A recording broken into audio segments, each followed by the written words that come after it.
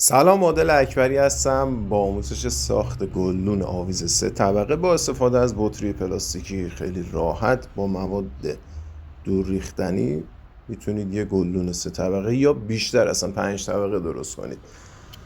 تا آخر ویدیو با من همراه باشید. اگر این ویدیو رو دوست داشتید لایک و کامنت برامون بذارید و ویدیو و آموزش های کاملمون هم میتونید از طریق کانال یوتیوبمون نگاه کنید.